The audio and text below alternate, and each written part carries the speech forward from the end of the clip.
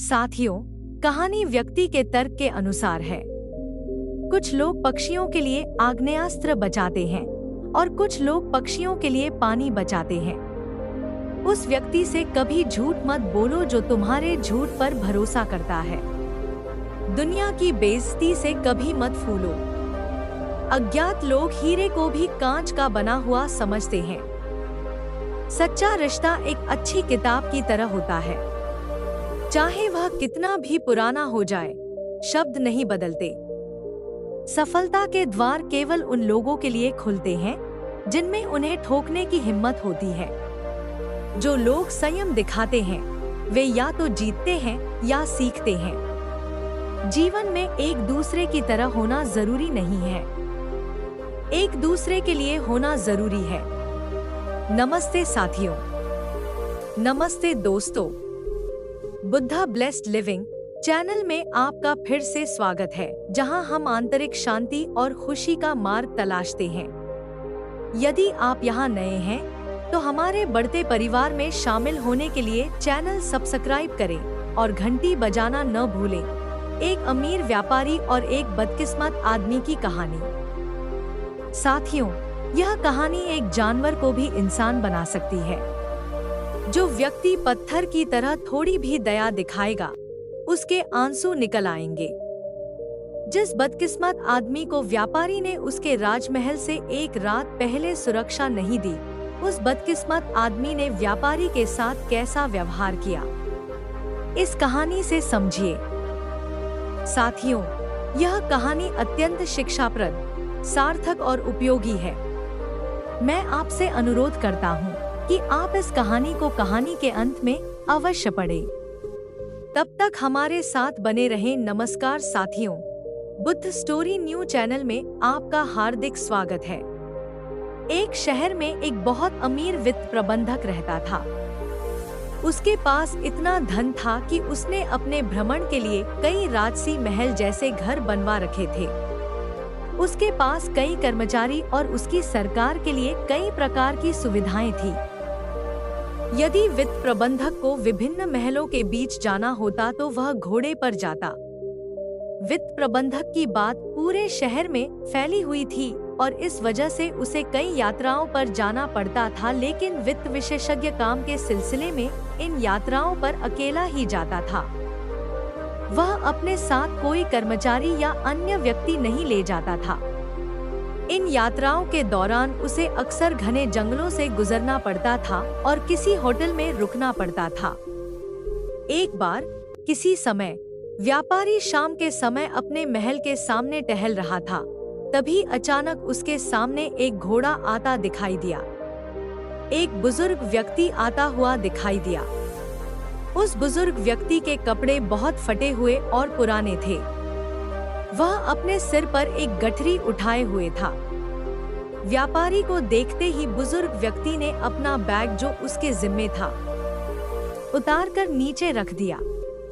उसने व्यापारी को प्रणाम किया और कहा, महाशय, मैं बहुत दूर से आया हूँ और बहुत थक गया हूँ। यदि आप मुझे अनुमति दें तो मैं यहाँ रात बिता सकता हूँ। उस बुजुर्ग व्यक्ति के शब्दों को सुनकर व्यापारी ने कहा, यह मेरा महल है, कोई धर्मशाला नहीं। बुजुर्ग व्यक्ति ने कहा, मैं 1 वर्ष तक आपके घर के बाहर ही रहूंगा और सुबह होते ही यहाँ से चला जाऊंगा। व्यापारी ने कहा, लेकिन यहाँ आपकी सेवा कौन करेगा?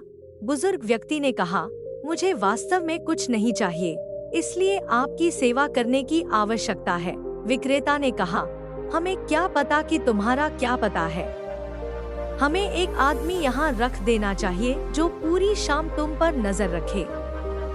बुजुर्ग व्यक्ति ने कहा, क्यों महाराज, आपको ऐसा क्यों करना है? तब विक्रेता ने कहा, हमें ऐसा करना चाहिए क्योंकि शाम को तुम किसी से नहीं मिलोगे। इस पर बुजुर्ग व्यक्ति ने अपने कान लगाए और रामस्मैश कहकर व्यापारी को सम्मान देते हुए फिर से बैग अपने सिर पर रखा और वहां से चलने लगा। रात का अंधेरा था, ऊपर घना कोहरा छाया हुआ था। कभी कभी हल्की बारिश भी होने लगी। तूफान का डर भी था। बुजुर्ग व्यक्ति बहुत थका हुआ था। उसके हाथ पैर काम नहीं कर रहे थे।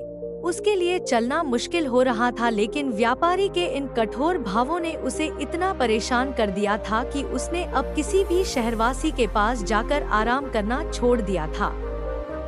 तेज बारिश होने लगी। जैसे जैसे रात का अंधेरा बढ़ रहा था, वैसे वैसे बुजुर्ग व्यक्ति भी बैग को अपने सिर पर उठाए आगे बढ़ रहा था। समय बीतता गया। कुछ दिनों के बाद एक दिन व्यापारी अपने साथियों और अन्य कर्मचारियों के साथ जंगल में शिकार करने निकला। शिकार करते समय उसने अपने घोड़े को एक हिरन के पीछे लगा दिया। काफी प्रयास के बाद वह हिरन उसके हाथ से छूट गया और इसी दौरान सेठ अपने साथियों के सामने से निकल गया था। जंगल घना था और घने जंगल में घुसने के कारण सेठ को अपने शहर का रास्ता भूल गया था। वह कुछ घंटों तक जंगल में भटकता रहा। इस बीच रात हो गई, बारिश होने लगी, आंधी चलने लगी और आसमान में कोहरा छा गया। कोई भी ऐसा नहीं था जो सेठ की किसी भी तरह से मदद कर सके। बेचारा व्यक्ति थक चुका था और थक चुका था। उसे रास्ता दिखाई नहीं दे रहा था। वह एक पेड़ के नीचे बैठ गया। तूफान इतनी तेजी से बढ़ने लगा कि जंगल के सभी पेड़ टूटकर गिरने लगे। तूफान के कारण अंधेरा फैलने लगा। हाथ पैर दिखाई नहीं दे रहे थे। प्रकृति के इस प्रकोप से घबराकर सेठ का घोड़ा अपने आप को बचाने के लिए इधर-उधर भागने लगा। घोड़े का मालिक इतना थक गया था कि वह पूरी तरह से पागल हो गया था। कुछ देर बाद जब तूफान थोड़ा कम हुआ तो बारिश के कारण आसपास फैली धूल शांत हो गई और आसमान भी साफ हो गया। तभी सेठ ने देखा कि उसका घोड़ा उससे अलग हो गया है। हुआ यूं कि व्यापारी ने उस घोड़े को 1000 रुपए में खरीदा था और वह उससे बेहद प्यार करता था। उसने उसे पालने के हर संभव प्रयास किए थे। अब व्यापारी का घर लौटने का मन नहीं कर रहा था। कहते हैं कि सुबह होते ही रात का अंधेरा बढ़ जाता है और इसी तरह विश्वास और सूरज की किरणों के आने से पहले निराशा और दुख की धुंध भी बढ़ जाती है। बहुत दुखी और निराश होने के बाद व्यापारी ने दूर से एक व्यक्ति को आते देखा। शुरू से ही व्यापारी उस व्यक्ति को देखकर डर गया। उसे लगा कि यह व्यक्ति कोई धोखेबाज या चोर हो सकता है जो आकर उसे लूट सकता है। लेकिन जब वह व्यक्ति व्यापारी के पास आया और उसका स्वागत किया और खुशी-खुशी अपने दिल को संभाला, तो व्यापारी को एक अनोखी उम्मीद दिखी। उसे विश्वास की रोशनी दिखने लगी। हंसते हुए उस व्यक्ति ने व्यापारी से पूछा कि तुम इतने डरे हुए क्यों हो? व्यापारी ने उस व्यक्ति को अपने दोस्तों से अलग होने और खो जाने और किसी की मदद न मिलने की पूरी कहानी सुनाई। जब उस व्यक्ति ने विक्रेता की कहानी सुनी तो उसे खुद पर दया आई और वह व्यापारी को अपनी झोपड़ी में ले गया। उसने उसे बताया कि वह अपने पिता के साथ रहता है और हम जो भी सूखा खाना खाते हैं तुम भी उसे खा सकते हो और यहाँ आराम कर सकते हो। व्यापारी ने कहा, लेकिन मेरे घोड़े का क्या? उस व्यक्ति ने कहा कि मैं सुबह होने से पहले किसी भी तरह से तुम्हारे घोड़े को ढूंढ लूंगा। व्यापारी ने कहा, तुम उसे कैसे ढूंढ पाओगे? यहाँ घना जंगल है, शाम बहुत अंधेरी है, तुम उन्हें कैसे खोजोगे? उस व्यक्ति ने कहा कि मैं इस जंगल के हर कोने को जानता हूँ। सेठ ने कहा, क्या तुम मेरे साथियों को भी खोज सकते हो? उस व्यक्ति ने कहा, यदि वे इसी जंगल में होंगे तो मैं उन्हें खोज लूंगा। यह उत्तर सुनकर वह धनी सेठ अत्यंत संतुष्ट हुआ। उसके मन में बहुत विश्वास उत्पन्न हुआ और इस प्रकार वह सेठ पूरी तरह मुक्त हो गया। वह अभी सोया भी नहीं था कि उस व्यक्ति ने एक कटोरा दूध लाकर सेठ के सामने रख दिया। सेठ ने कहा, यह क्या है साहब? उस व्यक्ति ने कहा, सेठ जी यह हमारी बकरी का दूध है। सेठ ने पूछा, तुम्हारे पास कितनी बकरियां हैं? उस व्यक्ति ने कहा, मेरे पास तो एक ही बकरी है। सेठ ने कहा, क्या एक बकरी कभी इतना दूध दे सकती है? 1 किलो से अधिक तो होगा ही, तुम भी पी लो। उस व्यक्ति ने कहा, नहीं पिताजी ने कहा है कि आज जो भी दूध है उसका उपयोग केवल मेहमानों को परोसने के लिए ही करना है। आज हम दूध नहीं पिएंगे। सेठ ने पूछा, क्यों नहीं पिएंगे? उस व्यक्ति ने कहा कि हमारे यहाँ दूध को सर्वोत्तम वस्तु माना जाता है और हम अतिथि को यही परोसते हैं। मैं अपने पिता की इकलौती संतान हूँ और हमारे यहाँ दूध को सर्वोत्तम भोजन माना जाता है। पिताजी ने इसे आपकी सेवा के लिए भेजा है। सेठ ने कहा कि आप वास्तव में ईश्वर हैं। सेठ की बातें सुनकर उस व्यक्ति ने कहा, नहीं सेठ जी, ईश्वर तो बहुत दूर है। हम पूरी मानव जाति को नहीं पहचान सकते। उसकी बातें सुनकर सेठ बोला, नहीं भाई, आप में तो मानवता कूट कूट कर भरी हुई है। ऐसी बातें करते करते सेठ सो गया। वह व्यक्ति जिसने वास्तव में अपने अतिथि की सेवा की थी, चुपके से उठा और एक मसाला हाथ में लेकर अपने घोड़े की तलाश में चल दिया। वह सुबह तक उसे ढूंढता रहा। काफी तलाश के बाद आखिरकार उसे घोड़ा मिल गया। वह अपने अतिथि का घोड़ा उठाकर अपने झोपड़े में आ गया। जब उसकी माँ ने देखा कि अतिथि का घोड़ा मिल गया है तो वह रोते हुए उठकर चली गई। उसने घोड़े के लिए खाना रखना शुरू कर दिया। वह जानती थी कि घोड़ा शायद जंगल से घास पर चढ़ता हुआ आया है, फिर भी उसने आगंतुक के घोड़े की सेवा करना अपना परम कर्तव्य समझा। यदि घोड़े को भोजन न मिले तो शायद आगंतुक की सेवा अधिकांश लोगों को खंडित लगेगी। सुबह जब धनी व्यापारी नींद से जागा तो उसने देखा कि उसका घोड़ा भोजन कर रहा था और आगंतुक कर्मचारी उसके सामने हाथ जोड़कर कह रहा था, आज भगवान ने हमारी इज्जत बचा ली। यह सुनकर व्यापारी ने पूछा, कैसे? उस व्यक्ति ने कहा, सेठ जी, मैंने आपके घोड़े को सकुशल खोज लिया है। यदि वह आगे निकल जाता तो शायद शेर उसे अपना शिकार बना लेता। यह सुनकर व्यापारी ने उस व्यक्ति को बहुत बहुत धन्यवाद दिया। तभी उस व्यक्ति की बूढ़ी माँ ने आगंतुक के लिए दूध का कटोरा भेजा। दूध पीने के बाद व्यापारी ने वापस जाने की इच्छा व्यक्त की और कहा, मुझे आपके पिता से मिलना है। वह युवक अपने पिता को बुलाने गया। उसके पिता बिस्तर पर लेटे हुए थे। वहां पहुंचकर उस लड़के ने कहा, पिताजी, मेहमान आपको याद कर रहा है। पिता ने पूछा, क्यों?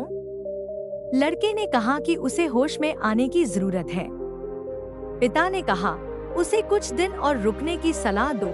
लड़के ने कहा, मैंने उसे बताया था पर वह सुनता ही नहीं।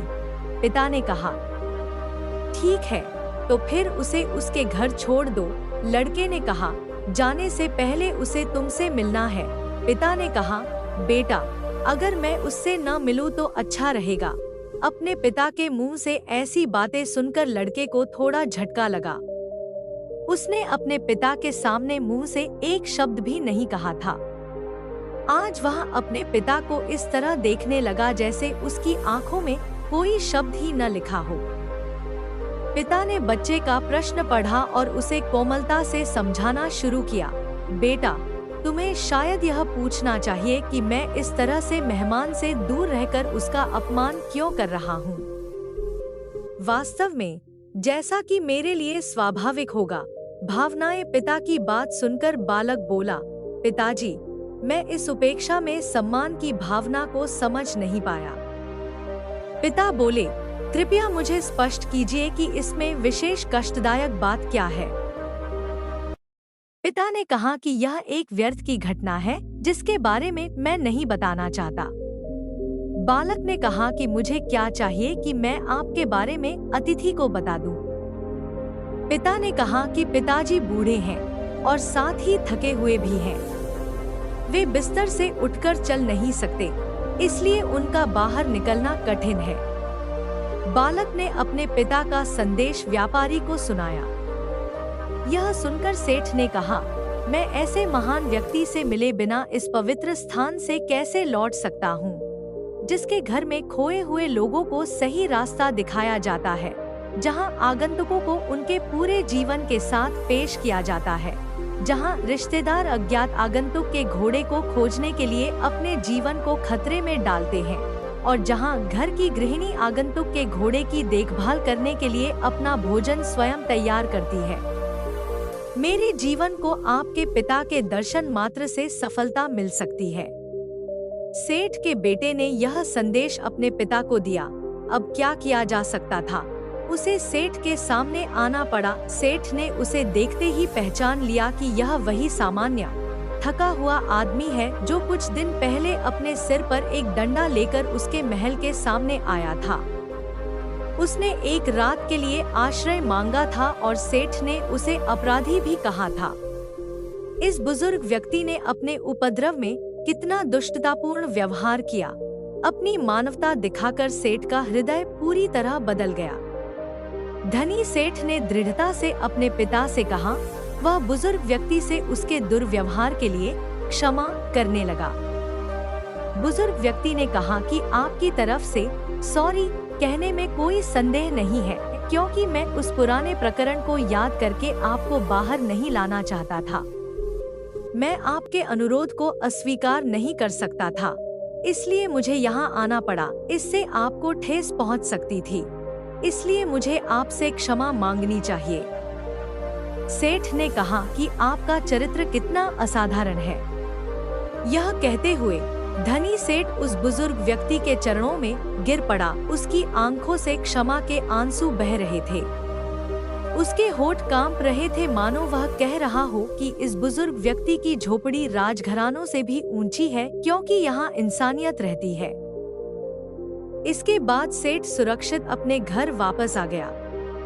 इस घटना के बाद सेठ का हृदय बदल गया। वह एक निर्दयी सेठ था जिसे किसी पर भरोसा नहीं था और उसके दिल में दया की कोई भावना नहीं थी। वही सेठ पूरी तरह बदल गया था। अब वह गरीबों और दुखियों की सेवा करता और अपने दरवाजे पर आने वाले हर आगंतुक को आमंत्रित करने लगा। पूरी तरह से बदलाव आ गया था। पत्थर दिल सेठ पूरी तरह से नरम हो गया था। तो दोस्तों, आपको वीडियो कैसा लगा मुझे कमेंट करके जरूर बताएं कि आपको वीडियो कैसा लगा। और अगर आपने चैनल को सब्सक्राइब नहीं किया तो चैनल को जरूर सब्सक्राइब करें। धन्यवाद। नमो बुद्धाय।